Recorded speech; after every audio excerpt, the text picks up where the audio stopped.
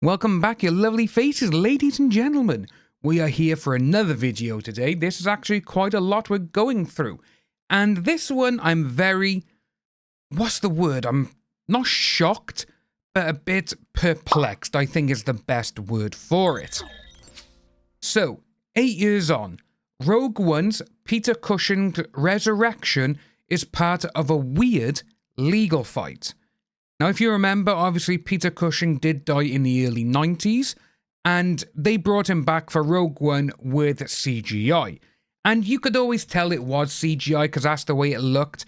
But with this by here, as you can see, film producer Kevin Francis has filed a lawsuit against Disney's digital recreation of Peter Cushing's Grand Moff Tarkin in Rogue One, a Star Wars story.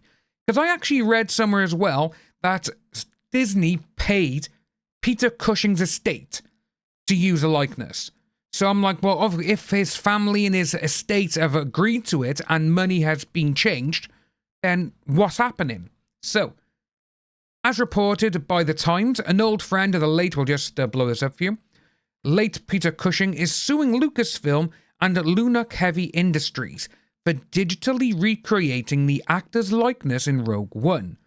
According to the report, producer Kevin Francis, who made several films with Cushing, including The Ghoul, Legend of the Werewolf, and The Masks of Death, claims the actor agreed not to grant permission for anyone to reproduce his appearance through special effects without his authorization.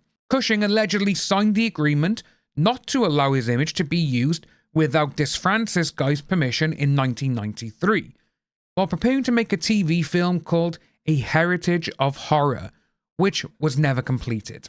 Though Francis' claims sound a bit shaky at first, the outlet notes the Disney Group, which made Rogue One, failed on Monday to have the claim for unjust enrichment dismissed at the High Court in London.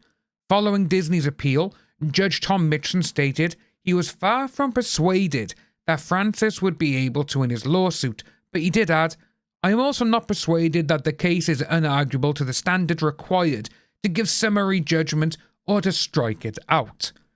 Francis's company, Tyburn Film Productions, which is said to be seeking less than £500,000 in damages, additionally brought claims against the executors of Cushing's estate, who have both died, and Associated International Management, the agency that represented Cushing until his death.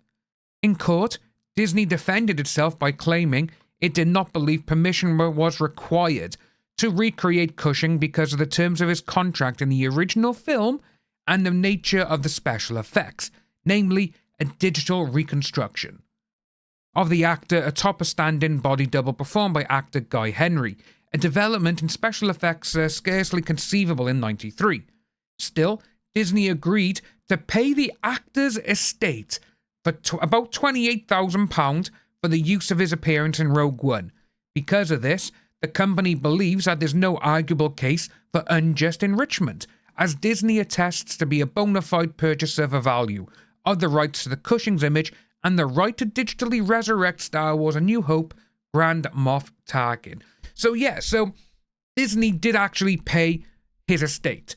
So with that, how I'm looking at this is that for all we know, there could have been a document or a contract that Peter Cushing did sign.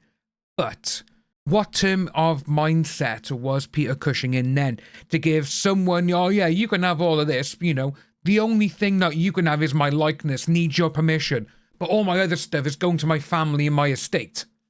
That's where I'm a little bit like, what? This guy had this agreement? It's a little bit nuts. It's a little bit doolally sort of thing. But I think we will keep up to date with this and see how it goes, because it is actually a very interesting story and an interesting court case. But it says as well, though, it may seem odd that Francis possessed, the future sight to consider the use of his posthumous likeness in later movies. The outlet notes the death of Brandon Lee on the set of The Crow, which did happen in '93. The same year, the actor and producer is said to have reached their agreement, and how the film was completed and released with the use of a body double and special effects. Yeah, the body double was actually Chad Stahelski, the guy who directed all the John Wick films. And he was also Keanu Reeves' stunt double in The Matrix.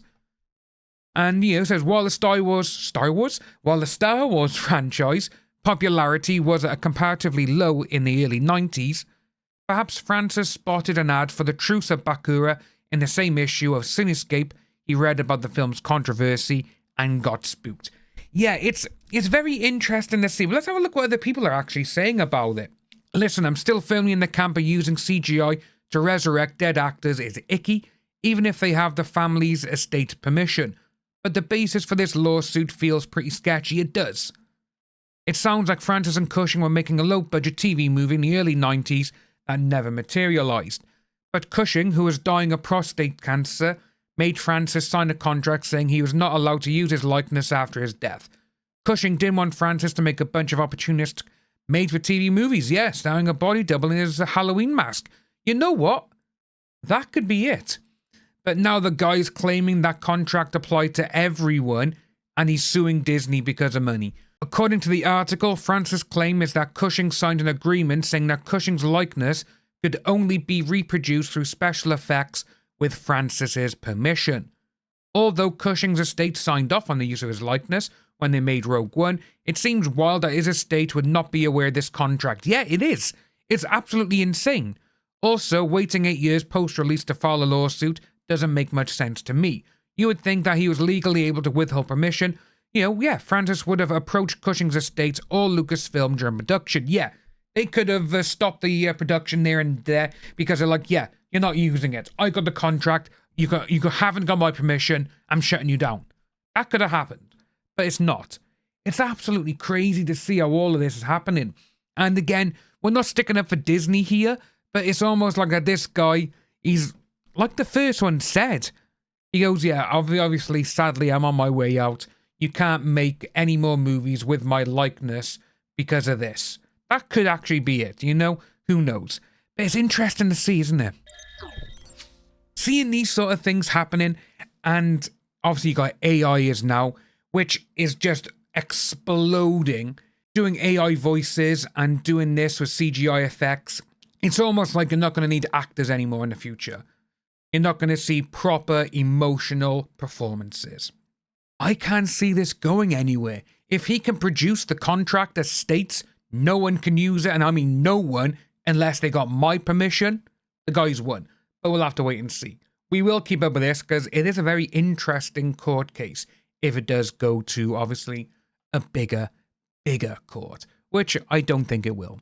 Let me know what you think about this down below. Do you think it's right that people can use CGI to recreate someone who's passed? And is it icky? I think it is. Sometimes it may warrant it in a movie if you need one scene or something. But let's just hope it's not like The Flash where they did Christopher Reeve and everyone else just dirty. Let me know what you think about this down below, guys. If you are new to the channel, like and subscribe, and I will see you soon.